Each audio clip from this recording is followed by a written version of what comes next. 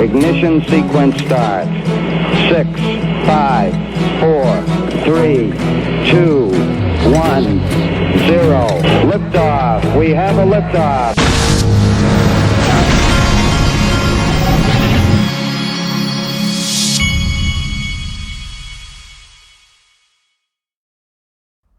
Hey everybody, this is the Digital Asset Investor, and look at this tweet from Link2, one of my sponsors. We secured a limited block of Ripple inventory, and it will be available on Link2 tomorrow, which is today at 8 a.m. Pacific time. That would be 11 a.m. Eastern. With Judge Torres having ruled on the Daubert motions, a settlement is expected soon, and sources for Ripple equity are drying up. Now, I want to read you something that I just saw come in from Link2. It says, as Ripple prices begin on an upward trajectory, I like to remind myself that back in December 2019, when Ripple was valued at $10 billion in its Series C equity round, Coinbase was only valued at around $6 billion. Today, even in the most challenged market environment for equities and crypto, Coinbase is still valued at $16 billion. Where would Ripple be valued today if the SEC versus Ripple case were not weighing it down? Tomorrow, which is today, you can have the opportunity to invest in Ripple at an implied valuation of $4.2 billion, which is $26 a share or even less. But that won't last beyond the current share block. That's interesting stuff. Now, here's what we also are dealing with. XRP is, from the motion a couple days ago, you can see that XRP on CoinMarketCap is getting a little bit of green where everything else is doing nothing. I said the most attacked and lied about digital asset on CoinMarketCap is the only digital asset that gets clarity in the day in days one way or the other. So, and what I really think is going to happen here, I've told you what I think in terms of how this lawsuit ends up, but I think that there's a very good chance that the way the lawsuit is decided and how it comes out, I think there's a good chance that the perception on the front end is negative and could be a bad vibe at the beginning, and then people realize later on that it was actually good. So there's a bunch of different combinations in the way this thing can come out. Now, XRP Crypto Wolf had put this out. Ripple lawsuit optimism lifts XRP price off the ground. That's kind of what we're looking at right now. And I said this, XRP is warming up on the launch pad. If XRP itself / and this is what I think we should, the judge, if the judge is paying any attention at all to the law, which I'll show you, Charles Gasparino says that basically he's saying that the judge is going to completely ignore the law and say, because Sam Bankman-Fried committed a fraud down in the Bahamas, I'm just going to ignore what Howey test is and ignore everything in the lawsuit, but because there was a fraud down in the Bahamas, and so I'm going to rule in favor of the SEC. I do not believe that. I think that is a bunch of bunk, and I think that it's irresponsible to even say it.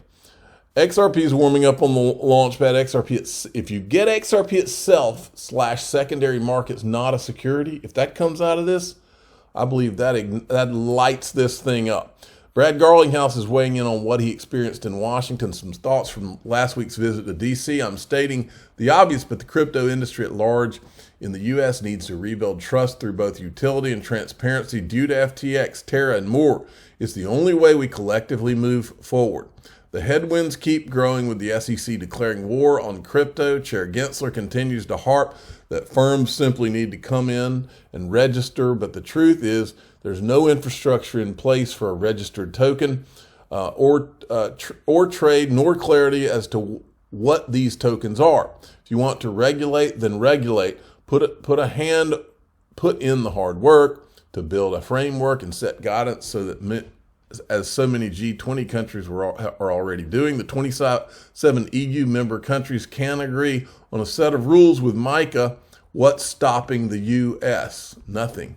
Then Stuart Alderati comes and he says, yesterday's opinion from the court on Ripple and SEC's proposed expert opinions. If you didn't read all 57 pages, here's the TLDR. Specifically, not only is the SEC's expert on reasonable expectations of an XRP purchaser struck from the record, but so is their expert who tried to say what caused the price of XRP to change. On the flip side, our experts that explain how Ripple's contracts clearly differ from those in Howey, tax treatment of XRP not a security, accounting treatment of XRP not a security, and currency experts on XRP not a security are allowed to stay in. As we have said throughout, we have always felt confident about our case, with each ruling even more so. And then Brad Garlinghouse retweeted him and said, it's only Tuesday, but shaping up to be a not so great week for the SEC. This ruling Voyager grayscale. All right. Now, this is the Binance. So Binance US, this is really, to me, the only clear victory against the SEC that's happened. They were trying to stop Binance US from buying Voyager, but the judge has let that purchase go on through and told the SEC to kiss off, pound sand. But this one is being, I'm seeing in social media, everybody's acting like this is going to be a big win. But if you look right here, it says, Judge, if we were to agree, now this is the one where Grayscale's trying to get to convert their ETF into, convert their trust into an ETF. If the judge says, if we were to agree with petitioners, Grayscale, would the commission look to approve spot ETFs or go back on its approval of Bitcoin futures ETFs? SEC lawyer says she can't say and quickly pivots to legal talk. Interesting judge asked, though. Now, here's what's interesting. Translation, this guy is a policy director at Paradigm, previously a senior advisor to the SEC and chief policy advisor to the CFTC, so he would know. Translation, if the SEC loses, they still may refuse to approve the Grayscale ETF and just try to withdraw the approval of Bitcoin futures ETF. There could be multiple rounds of litigation and years before this is resolved, even if Grayscale wins.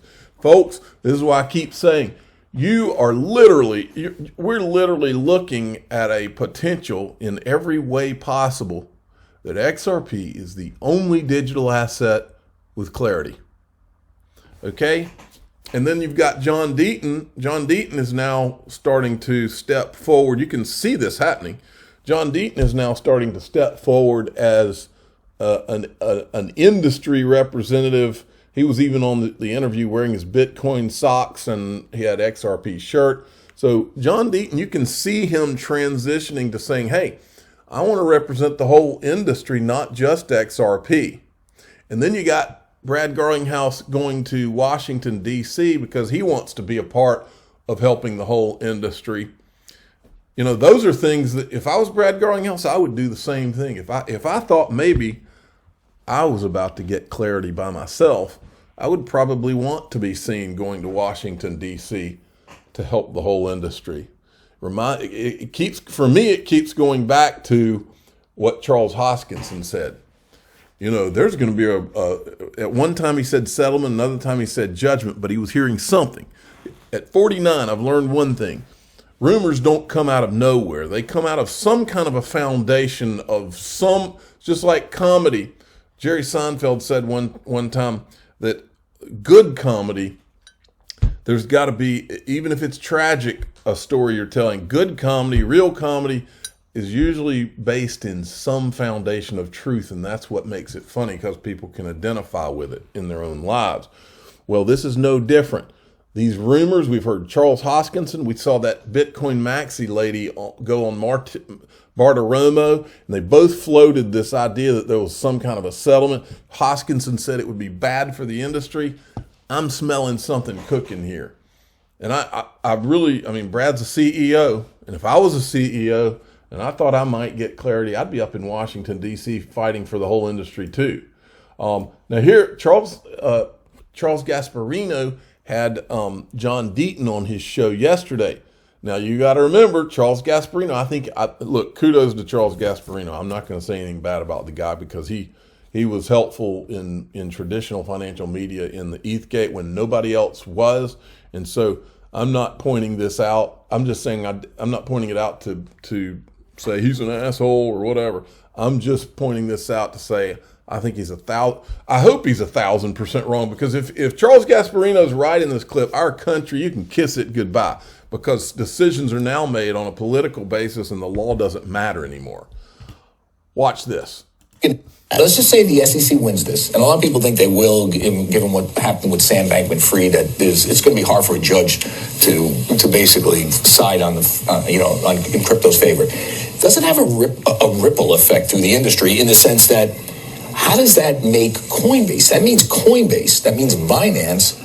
All brokered unregistered securities. Aren't they kind of on the hook? Well, it's going to be a huge precedential value if the SEC wins, because when you look at XRP, it was created in 2012. It was the third largest cryptocurrency in the world when the SEC sued Ripple. It was traded, Cheryl, for 7.5 years in the United States and around the world openly and fairly without any interaction from the SEC. And then the SEC comes in 7.5 years later, right, after it was declared convertible virtual currency by the FinCEN, right, and declared by FSOC as virtual currency, right, by the Government Accountability Office as a virtual currency utilized in a decentralized platform. After all of that, the SEC comes in after all those years. Okay, they still have a strong hand.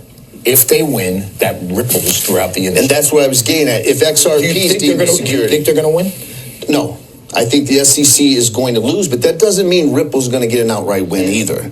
But I think the SEC is going to lose at summary judgment because of the theory that they went with. Charlie, normally when you go after a promoter, you say, well, on this particular day, you made an unregistered securities offering or sell.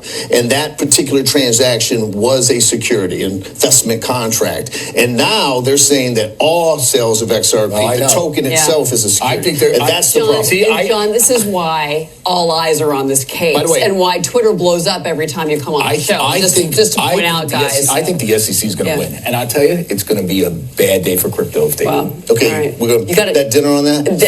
Steak, you got it. Can I come? I believe John wins that bet, and if Charles Gasparino wins that bet, you can kiss your country goodbye, because and I'm not saying that lightly. I'm saying that means that we now have judges that make political decisions instead of that are based on whichever way the wind blows politically, instead of following law. Because if you follow the law, if you follow the law, the judge cannot say that XRP itself is a security. The oranges were not securities.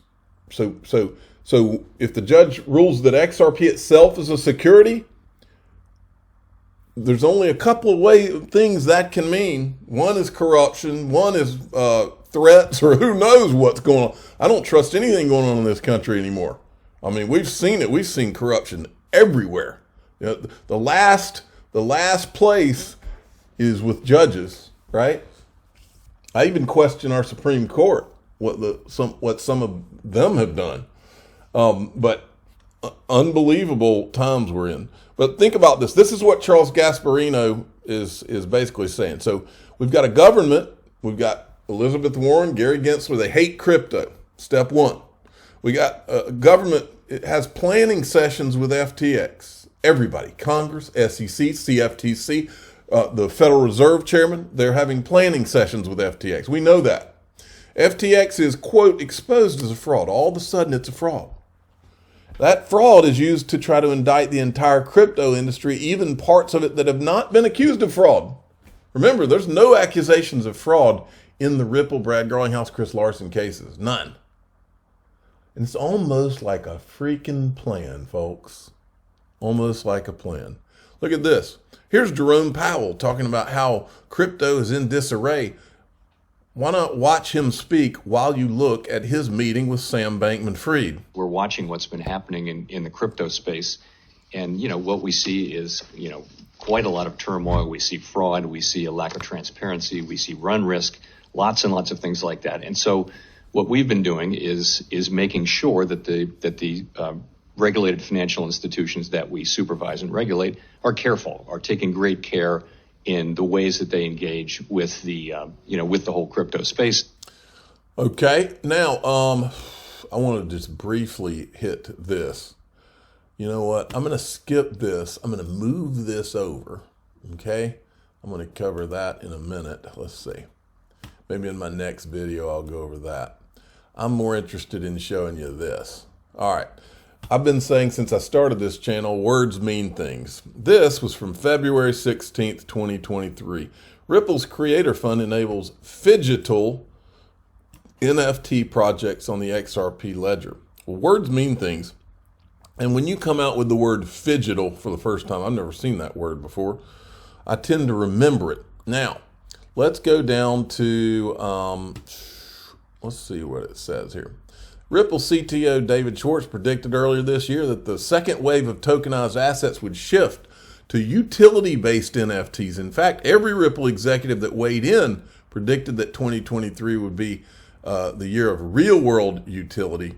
It appears those predictions are already coming true. One of the top trends in Web3 that has emerged over the past year is bridging physical product services experience with digital world, also known as Phygital NFTs. Okay? So we're going to have Phygital NFTs. No more cartoon monkeys, or I'm sure there will still be that. But this is what it was really about. And the cartoon monkeys were literally a sandbox, in my opinion. Well, so Ripple puts this out February 16th, 2023. Well, look at this. Amazon NFTs will be tied to real-world assets. Token possible. Rise of the Phygital NFTs. And then here's an article on Amazon to launch first 15 NFT on digital marketplace. Additionally, other sources suggest that there's also Phygital aspects to Amazon's offering. Amazon customers will be able to purchase fashion-oriented NFTs tied to physical products such as jeans and pay for them using credit card and other Amazon purchases. It is also said that the platform will focus on blockchain-based gaming where users can earn NFTs. Well, you know what all this reminds me of? Ooh, what just happened? How did I lose that? Let's go back. Whoa. Here's that. Let me see if I can find it. Here it is. A partnership years in the, this is Kendra Hill back in 2000, what was it, 18? Kendra Hill, who disappeared off of social media. A partnership years in the making, and a deal which, and remember from the SEC Ripple lawsuit yesterday, I covered that they had 1,700 contracts. A partnership years in the making, and a deal which was negotiated in 2000. That's 1,700 contracts that we haven't seen, and there's NDAs out the wazoo. In a deal which was negotiated in 2015, Amazon holds stake in 5 billion XRP. Currently, that XRP is locked in a locked account until the partnership is made public. Why has this been kept secret? Let me first respond to this by asking you a question. Why does the price of XRP not move when new partnerships are announced? The answer to my question is that XRP has no use cases currently. This will soon change. When it does, the price will rise quickly. They are very selective when announcing new partnerships publicly. So to answer your question, it is in the best interest of everyone involved to keep the price as low as possible, allowing major investors to buy in early, while also pushing away investors from the lower class. When the Amazon partnership is announced, the world will be talking about XRP. Millions of people will buy XRP on that day, so this partnership is being saved for a later date. I am not saying that this is true, folks, but I'm saying it has intrigued me for years. I'm the digital asset investor. I'm not an investment advisor. This is for entertainment purposes only. Please subscribe, hit the like button, tell your friends and family. I sure hope this partnership was years in the making.